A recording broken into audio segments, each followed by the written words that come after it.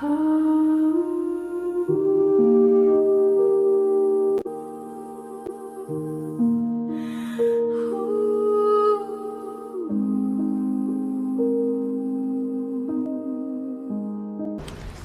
noite a todos.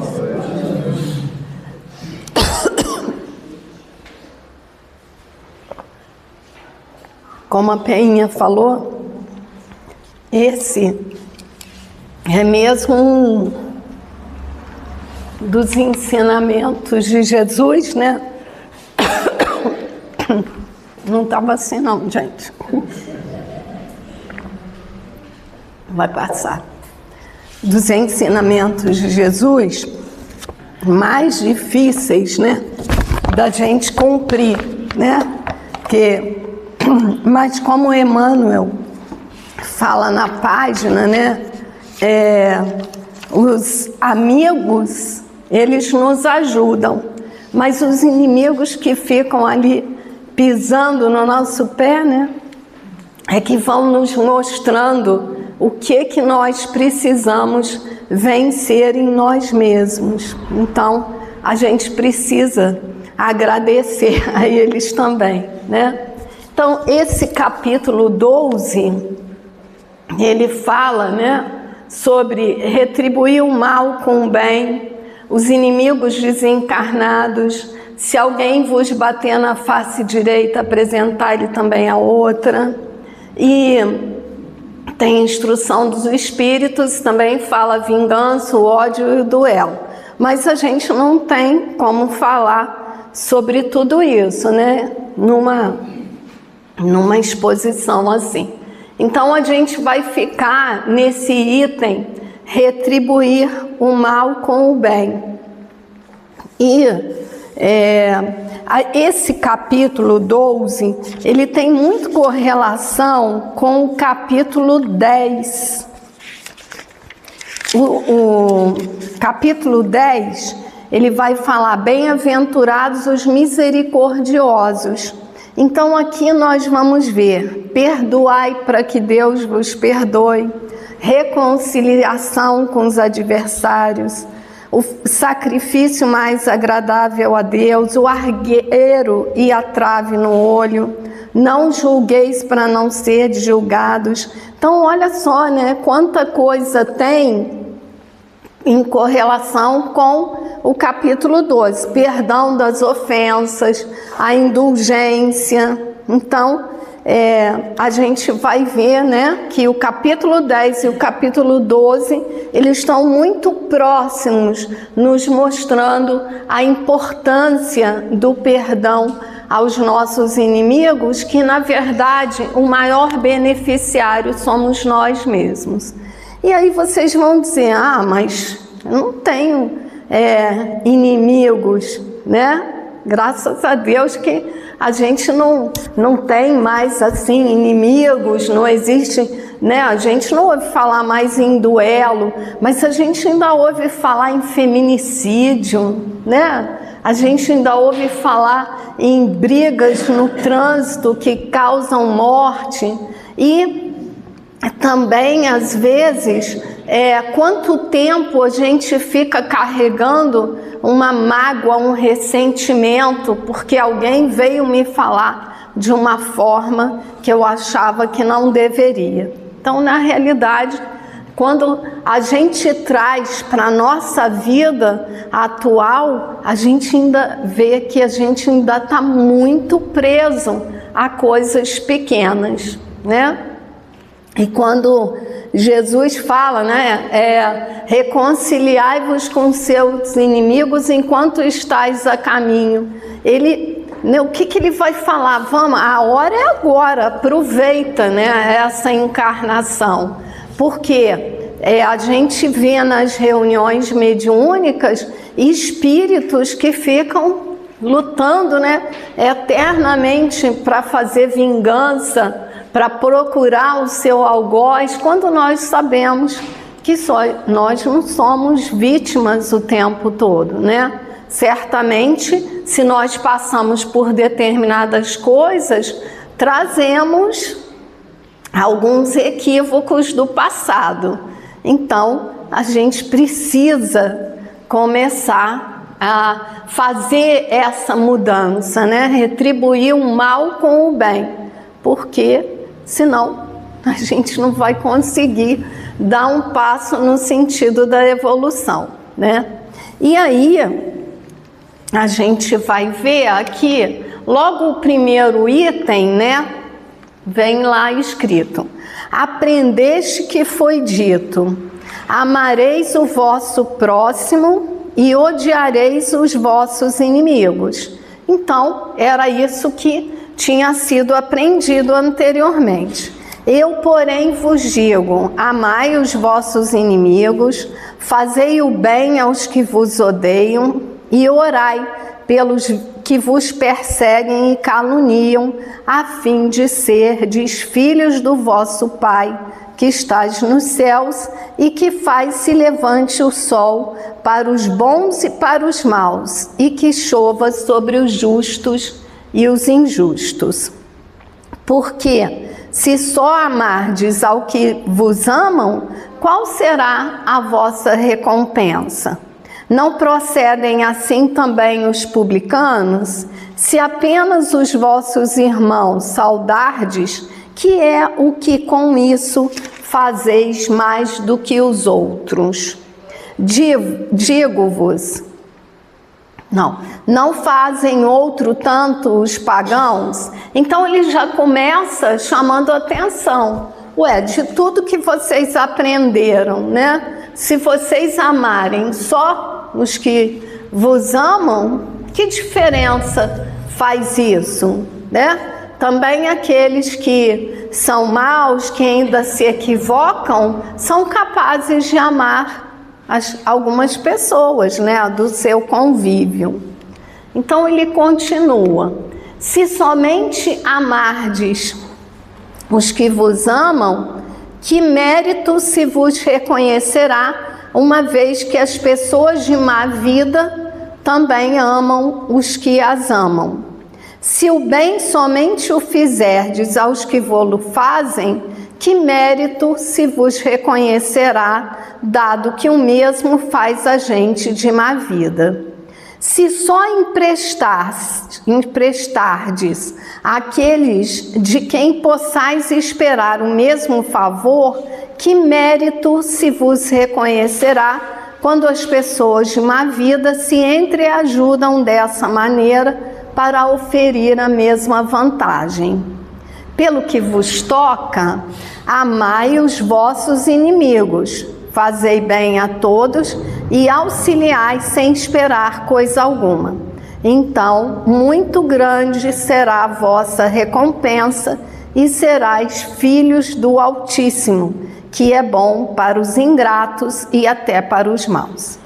Sede, pois, cheios de misericórdia, como cheio de misericórdia é o vosso Deus, né?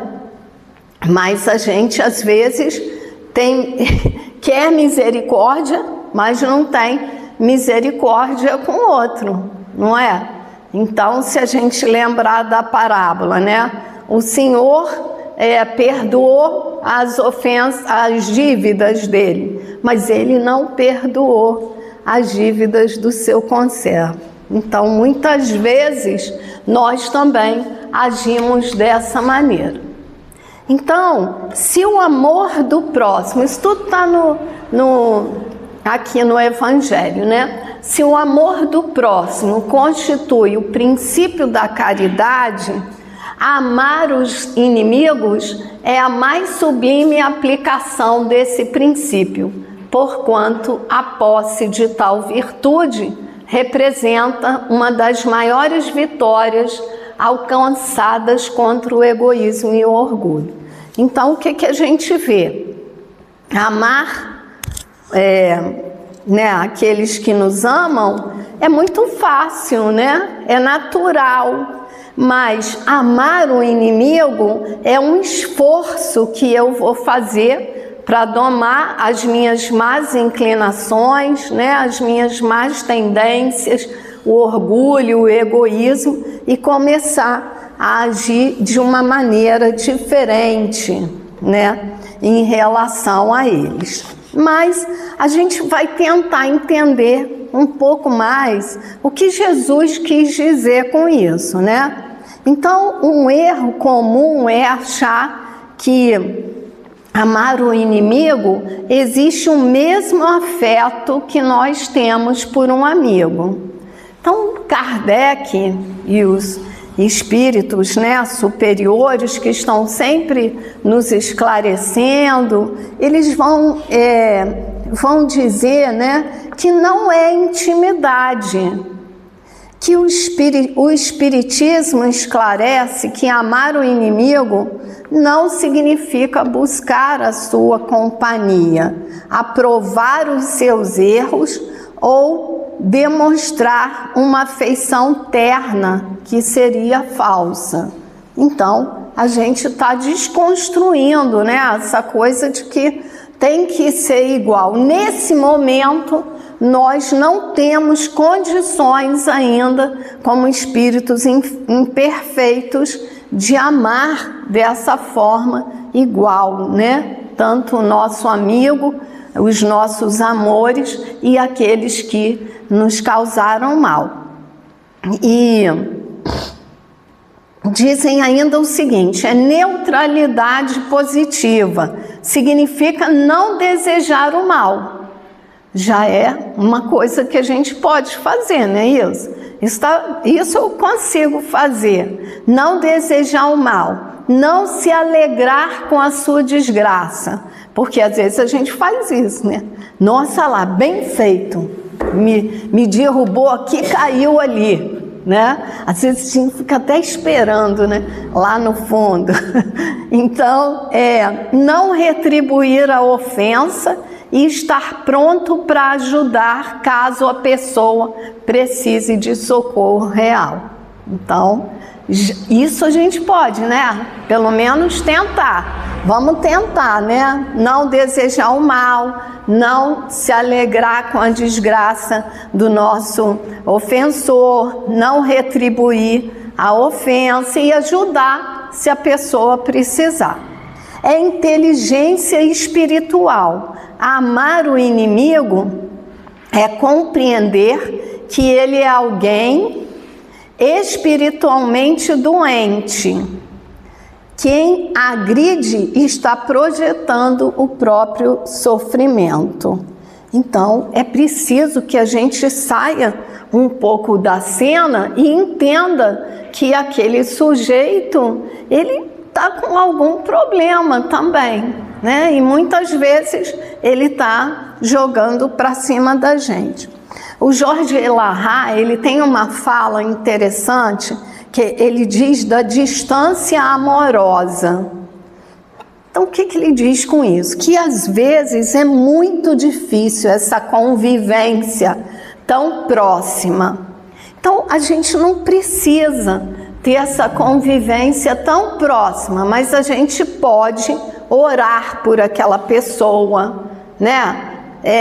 Colocar o nome dela na caixinha de preces. A gente pode agir de uma outra maneira, auxiliando, né?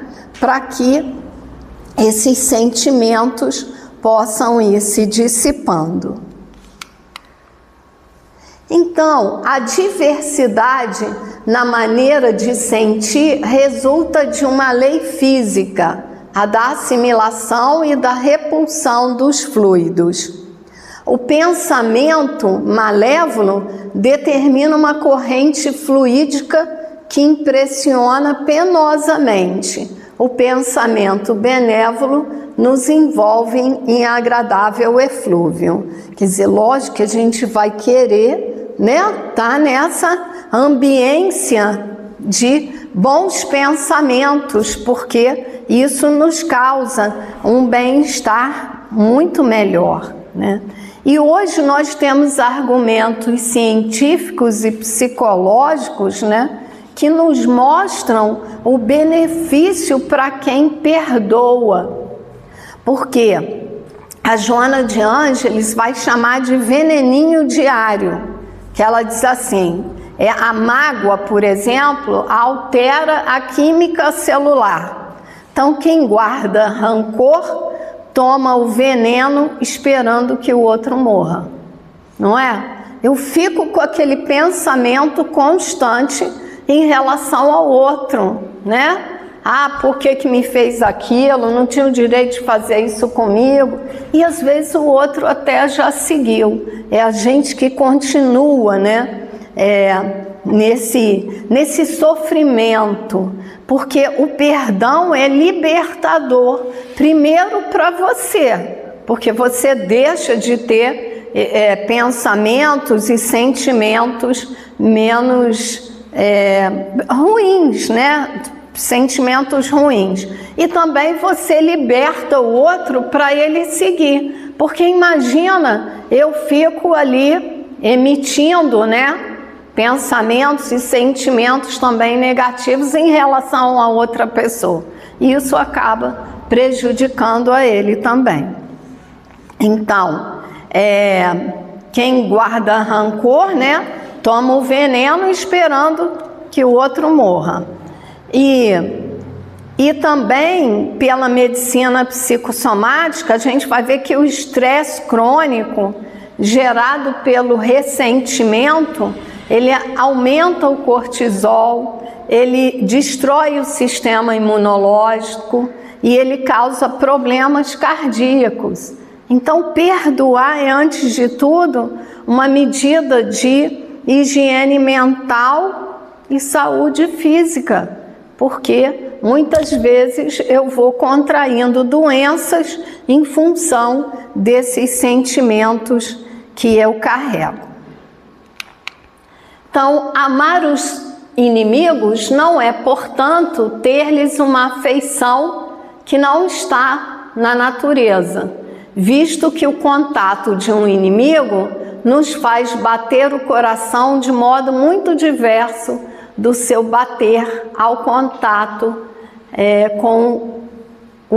ao contato de um amigo, né? Então, o que a gente vai ver em relação a isso? A reencarnação e a lei de causa e efeito. A reencarnação é a chave que faz o amor aos inimigos deixar de ser uma fantasia e passar a ser uma necessidade lógica. Porque o inimigo do passado, né, muitas vezes a antipatia gratuita ou a perseguição nessa vida são reflexos de conflitos anteriores, de encarnações passadas. Então, o esquecimento do passado, né, é uma bênção que nos permite tentar de novo. Porque se eu venho com uma pessoa que me fez um mal, né, numa outra encarnação, e eu me lembro disso, com certeza que eu não vou conseguir dar conta, né? Não vou conseguir dar conta de resgatar.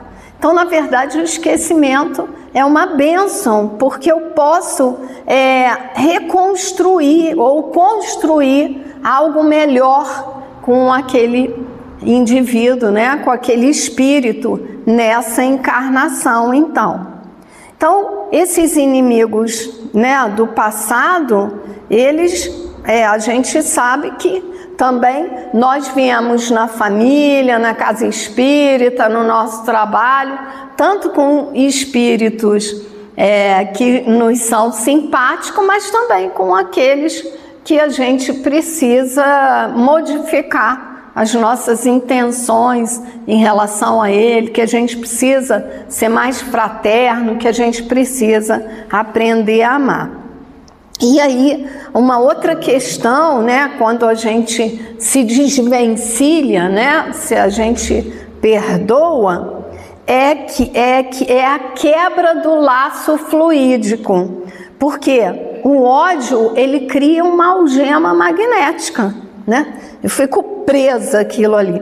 Se você odeia alguém, você ressintoniza com essa pessoa após a morte física, perpetuando o processo de obsessão espiritual. Não é assim? Né? Os espíritos carregam aquele sentimento, porque a gente não desencarna hoje e passa a ser bonzinho, a gente carrega as mesmas coisas, né? Então a gente precisa quebrar esse laço fluídico. Então esse perdão, ele vai auxiliar nisso também, a gente conseguir se desvencilhar, né, desse laço fluídico.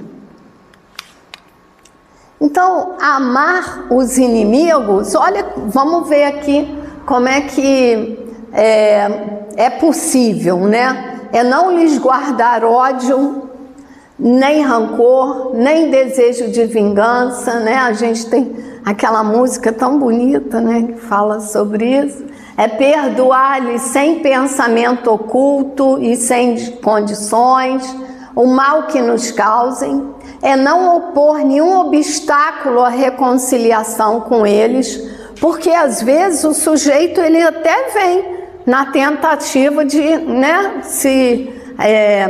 ficar mais próximo da gente, mas a gente, não, esse aí, né, ele me fez isso ou aquilo há 200 anos atrás, né?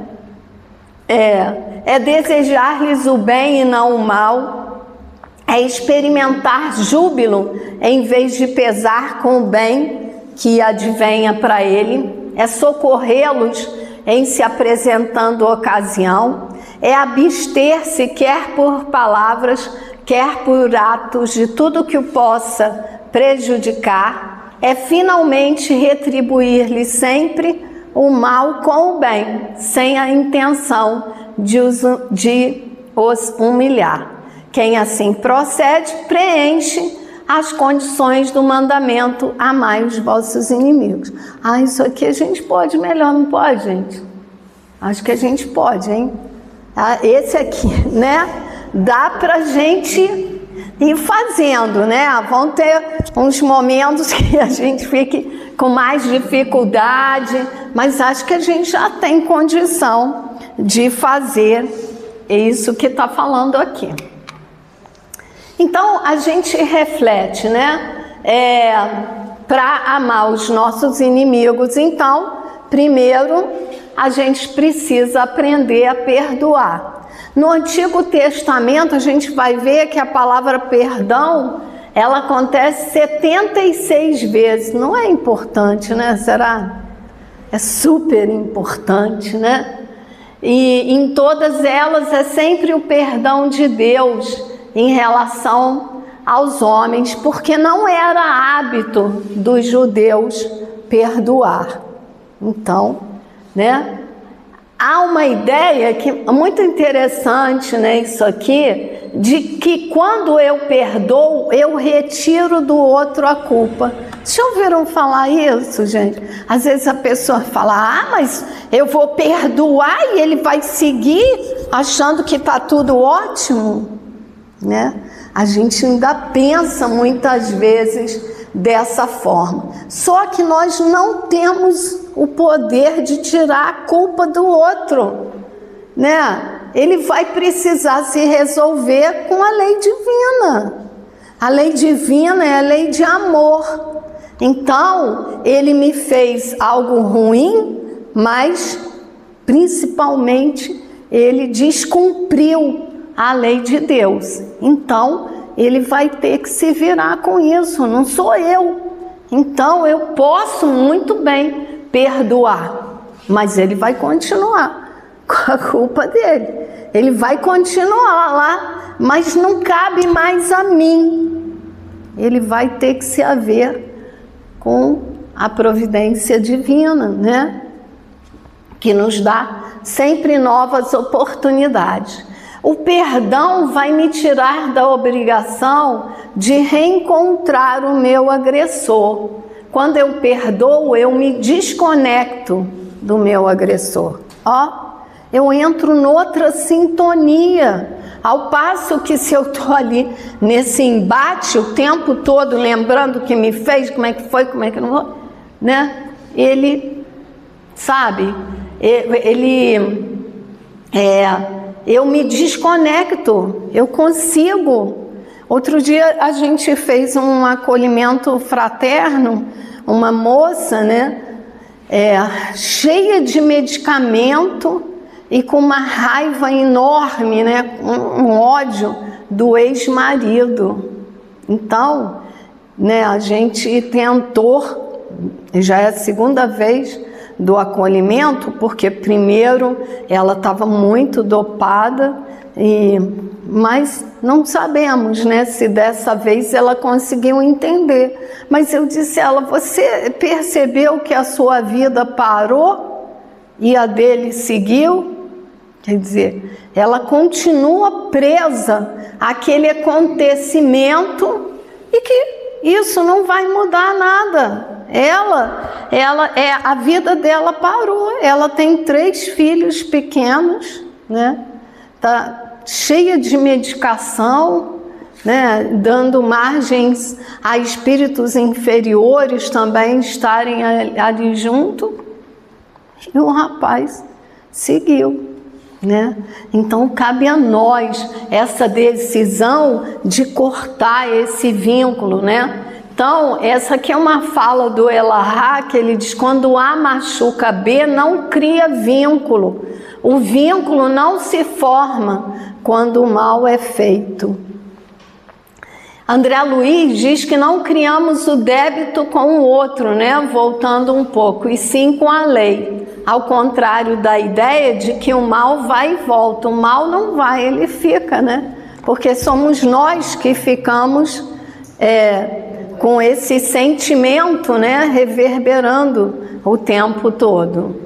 Então, precisamos usar ferramentas diferentes, como aqueles que marcaram o tempo, combatendo o ódio com a luz.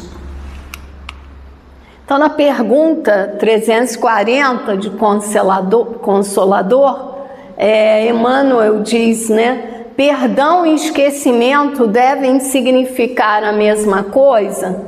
E ele diz assim: para a convenção do mundo, o perdão significa renunciar à vingança sem que o ofendido precise olvidar plenamente a falta do seu irmão.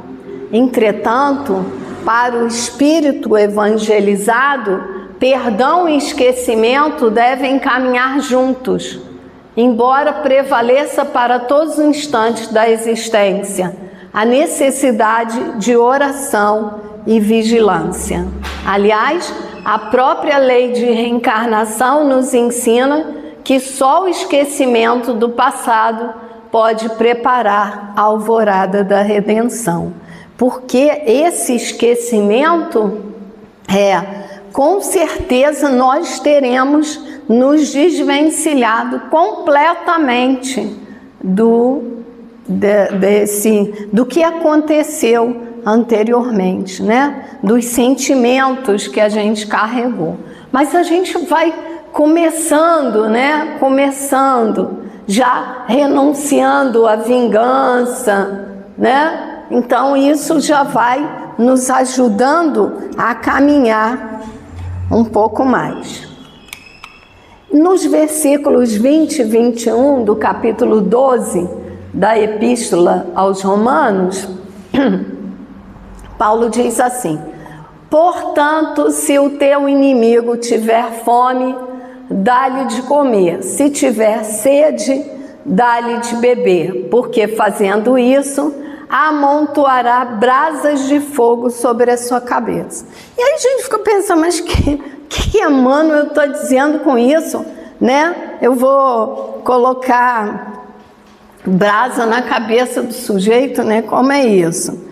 Então, assim, guardar mágoa de um inimigo é o mesmo que segurar uma brasa acesa com as mãos para tentar atirá-la na outra pessoa. Quer dizer, eu estou me queimando ali. Então, né? Eu me queimo primeiro antes de jogar no outro. Então, é até mais inteligente que a gente possa perdoar. E essa interpretação, né, dessa metáfora, é que na antiguidade, quando o fogo de uma casa apagava, a pessoa ia até o vizinho pedir brasas.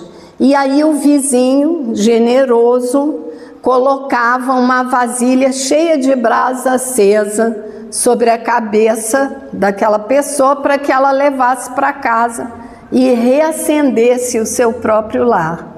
Então, né? Que coisa bonita, né? A gente, assim, na primeira leitura, a gente falou, o que ele está dizendo com isso, né? Mas essa explicação, então, que eu segurando a brasa primeiro, eu estou me queimando, e também saber que isso era um ato de caridade, porque eu auxiliava o meu vizinho a acender a luz, né, na casa dele. Então, dar brasas na cabeça significa reacender o calor do amor e da consciência no coração do outro. O bem que você faz a um inimigo causa nele um ardor de vergonha positiva e arrependimento, derretendo o gelo do ódio.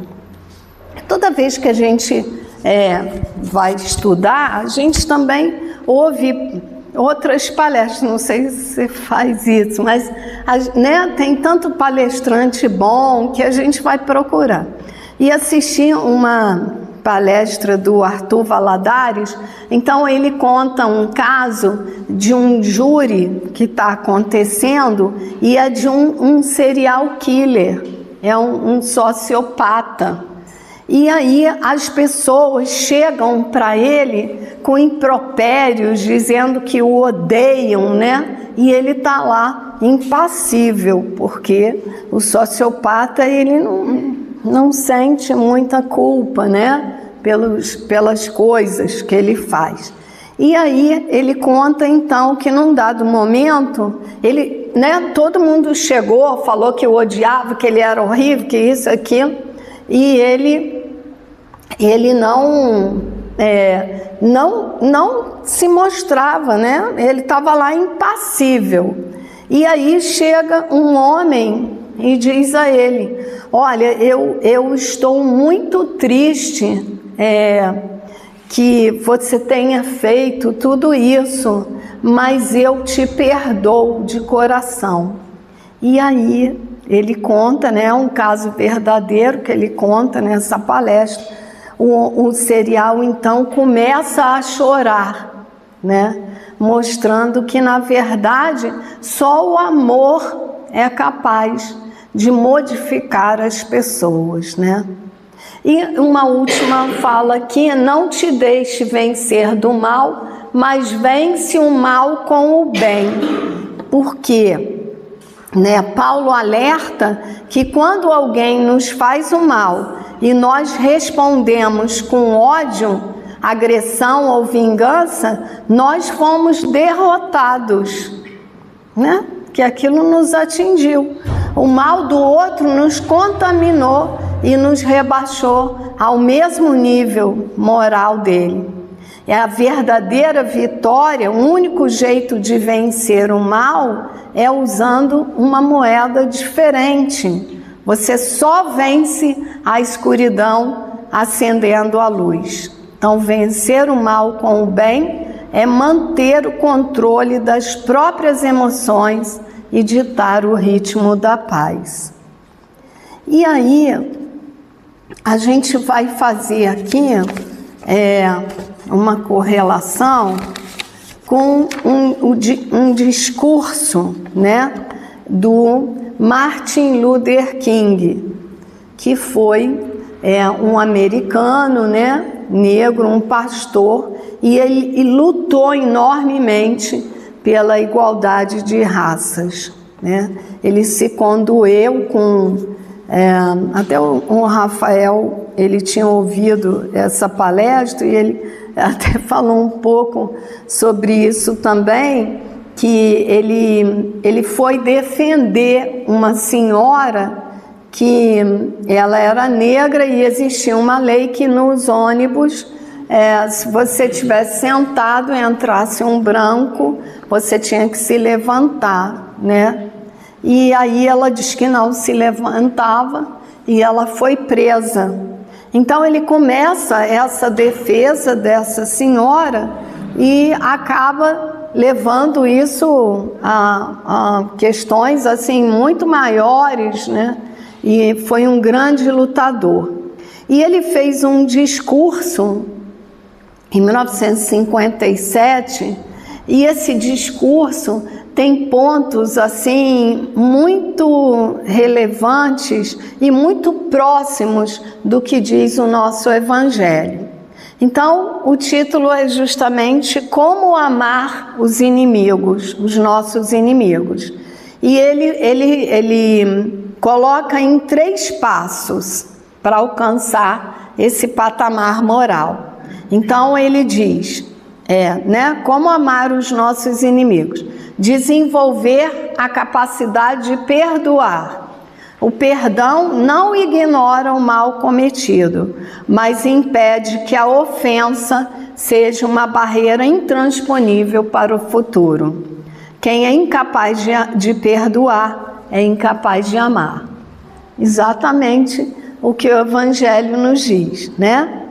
Separar o ato do indivíduo, reconhecer que há um elemento de bondade até no pior de nós, quando olhamos além do erro do inimigo e enxergamos a imagem de Deus, né? Porque todos fomos criados à imagem e semelhança de Deus.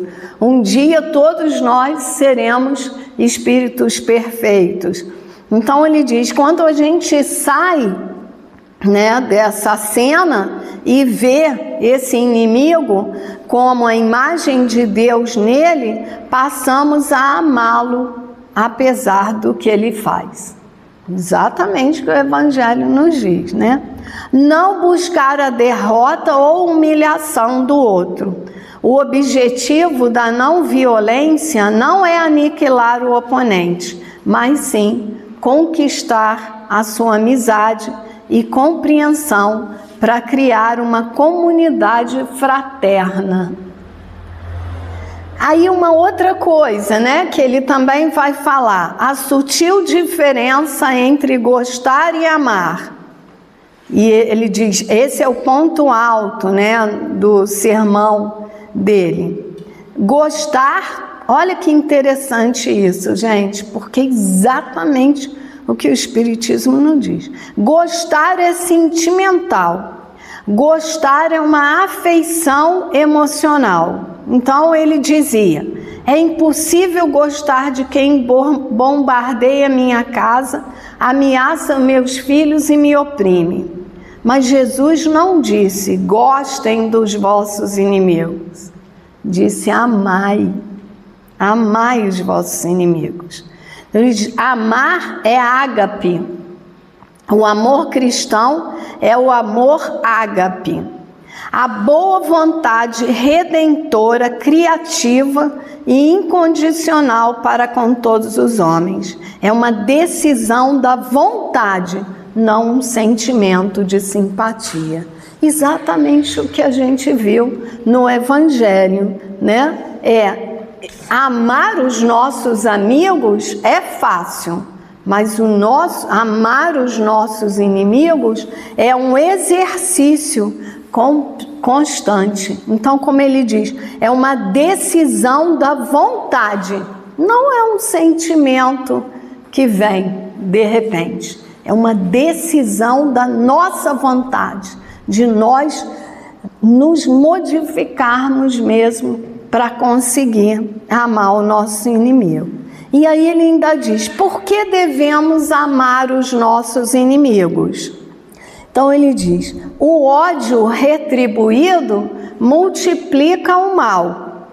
Responder ao ódio com ódio apenas intensifica a escuridão no universo.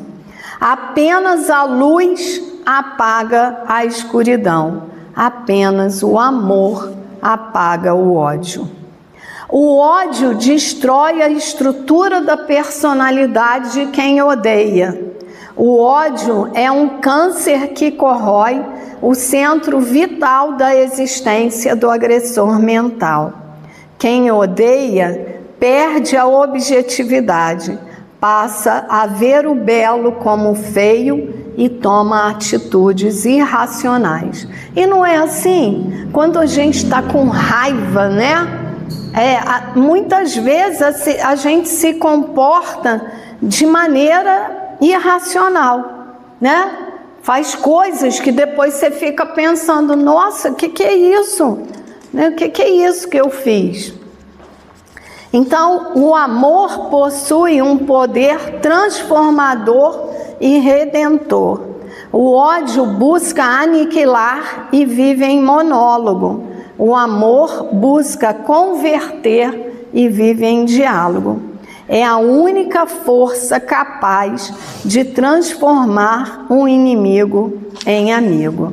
Então, assim, essa fala dele, esse discurso, né, é muito bonito que ele coloca didaticamente, mas é exatamente o que o Evangelho nos traz, né? Então, a gente precisa começar a realmente modificar as nossas ações. Não vamos, de um dia para o outro, amar aqueles que nos causam mal, que falam mal da gente, nos caluniam, né? Mas a gente pode começar não retribuindo esses mesmos sentimentos, né? Pedir a Deus por ele, e a gente vai se desintonizando, né? Dessa ambiência mais pesada. E aí a gente vai contar uma história mostrando, né? O que o ódio faz e como que o perdão é capaz de dissolver tudo. É uma história de uma mãe que ela sofreu a maior dor, né, que alguém pode experimentar. Ela perdeu seus 2 filhos pequenos, vítimas de um acidente automobilístico, e o culpado pelo acidente foi um jovem que dirigia embriagado e em alta velocidade. Então, né, isso foi uma coisa assim muito forte para ela. E ela então desenvolveu um sentimento de ódio por aquele rapaz. Então ela, consumida pela dor profunda, ela transformou o seu luto em um ódio avassalador contra o jovem. Passou a alimentar pensamentos de vingança, desejando que ele sofresse tanto ou mais do que ela. E esse sentimento começou então a adoecer o próprio corpo dela e o espírito, né? Deixando ela presa ao passado, porque ela não via mais nada de bom na vida dela, só consumida por esse ódio, né? Por esse sentimento de vingança. E aí, qual é o ponto de virada? Tempos depois, uma amiga em comum trouxe uma notícia desse jovem, que ele havia sobrevivido, mas que ele estava internado no hospital em estado grave. E nos momentos de lucidez, ele chorava copiosamente, rogando o perdão daquela mãe, o jovem, né? Que ela emitia, né, sentimentos. Ele chorava pedindo que ela o perdoasse. E aí ela resolve então ir até o hospital. Eu sempre fico emocionada quando eu conto isso, né? E aí, quando ela entra no quarto, né, com o coração cheio de mágoa, ela encontra o jovem sedado, e ao lado do leito estava uma senhora idosa chorando em completo desespero. Era a mãe do rapaz. E ao olhar para aquela mulher, a ficha dela caiu, né? porque ela percebeu que não era a única mãe sofrendo ali. Enquanto ela chorava pelos filhos que partiram para o plano espiritual, aquela outra mãe chorava pelo filho vivo, mas destruído pela culpa e prestes a enfrentar a justiça humana. Então, o sofrimento as igualava, né? E aí, comovida, ela se aproximou da senhora, abraçou-a, e quando o jovem abriu os olhos, ela segurou sua mão e disse, sinceramente, eu te perdoo. Por que o perdão foi benéfico nessa história? Houve uma cura física e emocional. No exato momento em que essa mãe, Vilma, o nome que foi dado à história, liberou o perdão, ela relatou ter sentido um peso gigante saindo das suas costas. O nó no peito desapareceu e ela conseguiu voltar a respirar em paz.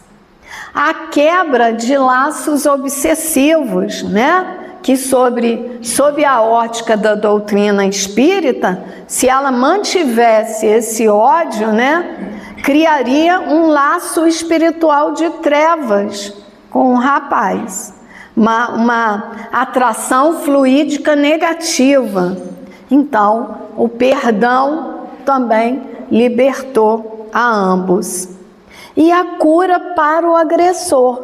O rapaz, ao se sentir perdoado, encontrou forças morais para se recuperar, aceitar sua punição legal e buscar a própria regeneração.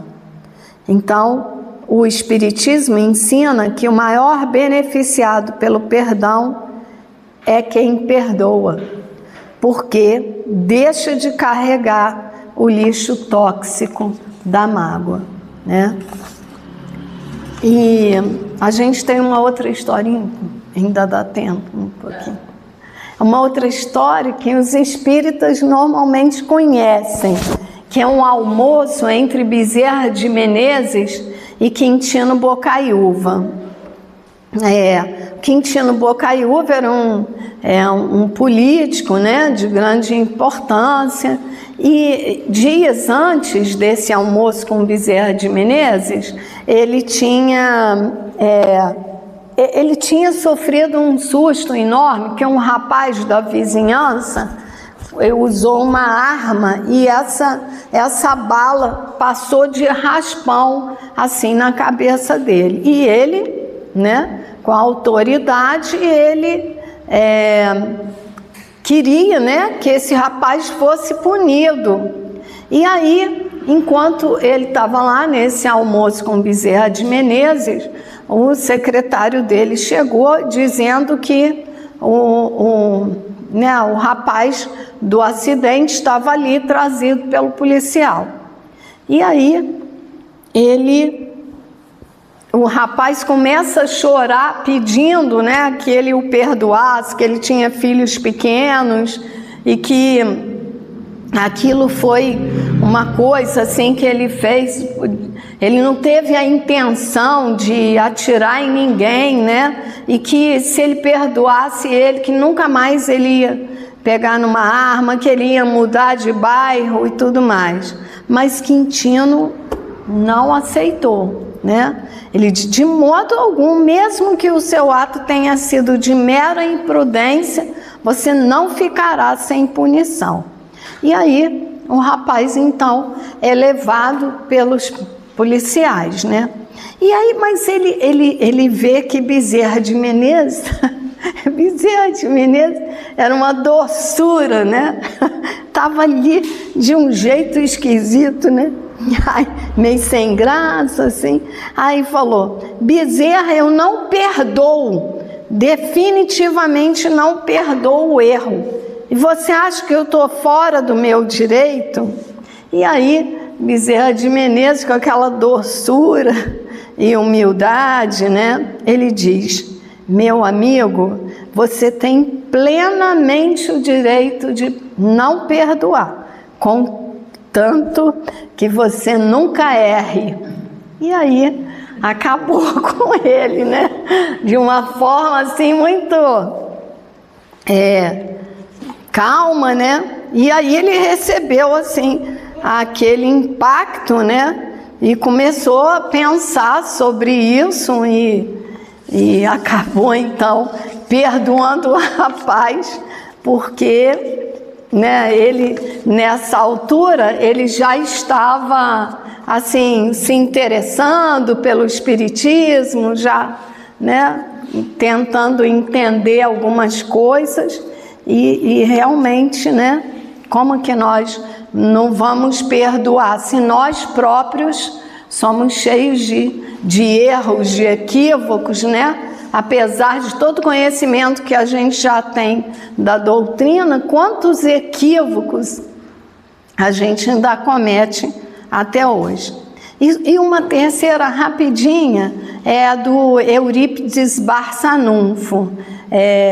Quando ele já estava assim iniciando, né, um grupo espírita, ele começou a ser obsidiado por um espírito, né?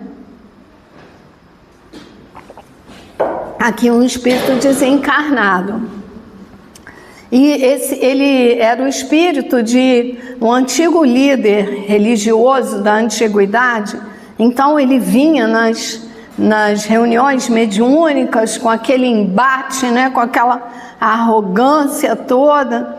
E o Eurípides Barçanufo estava sempre assim, com muita tranquilidade, né, com muita assim, conhecimento evangélico, né, sendo firme, mas nunca distratando, sempre usando a pedagogia do amor. E ele ficou ali durante quase 3 anos nessas reuniões, toda semana, né?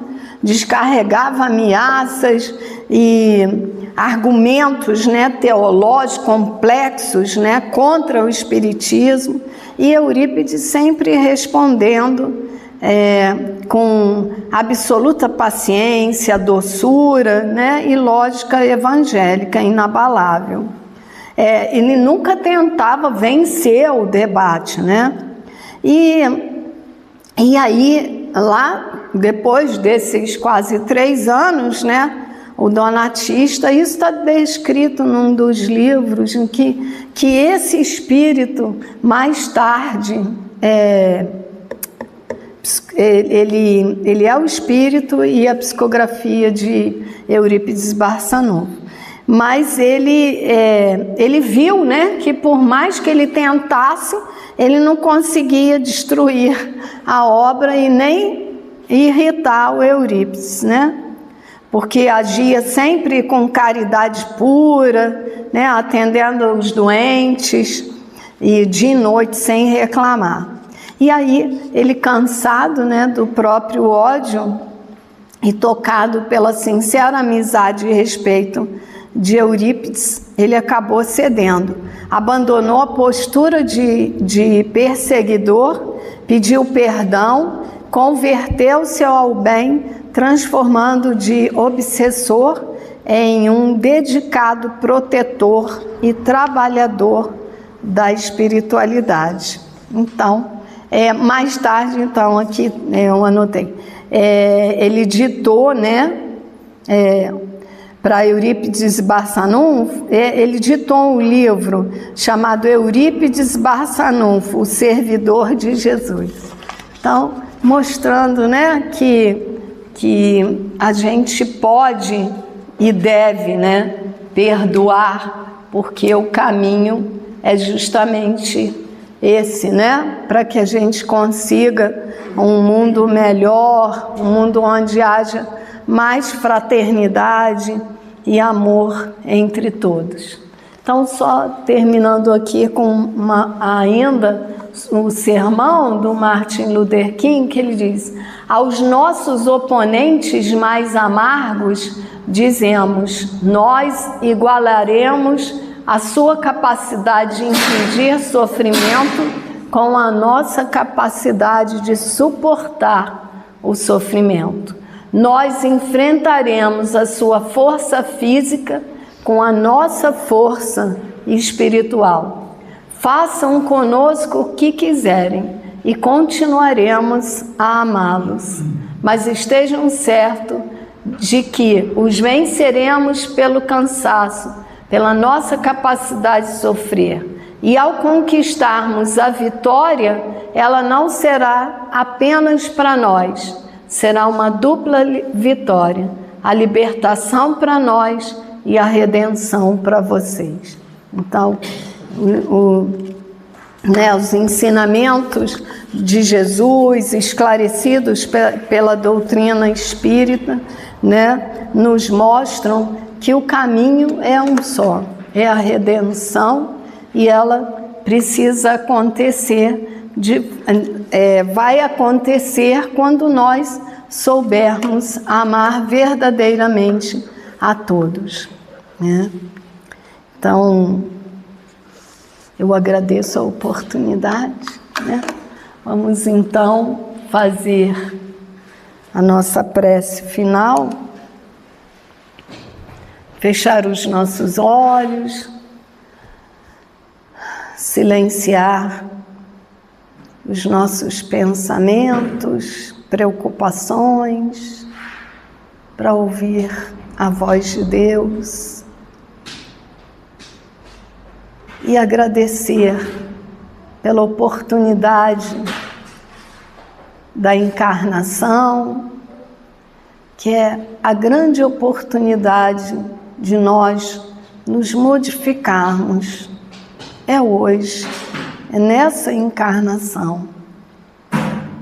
Agradecer a Deus, aos espíritos superiores que estão sempre a nos enviar mensagens carinhosas, mas também de alerta, para que nós possamos vigiar os nossos próprios pensamentos, sentimentos e as nossas ações, se estão dentro do roteiro do Evangelho que Jesus nos ensinou, ou se ainda estamos nos equivocando nessa caminhada terrena.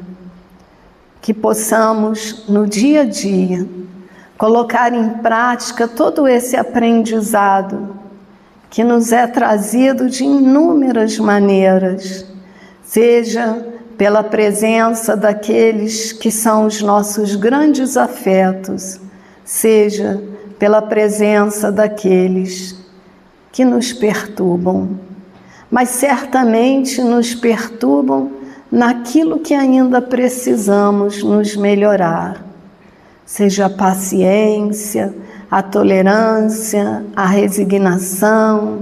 Então, agradecemos também a esses irmãos que caminham conosco, que eles possam ser ajudados pelos nossos amigos espirituais, mas também que nós possamos ajudá-los, oferecendo as nossas preces sinceras, direcionadas a eles, porque certamente também sofrem.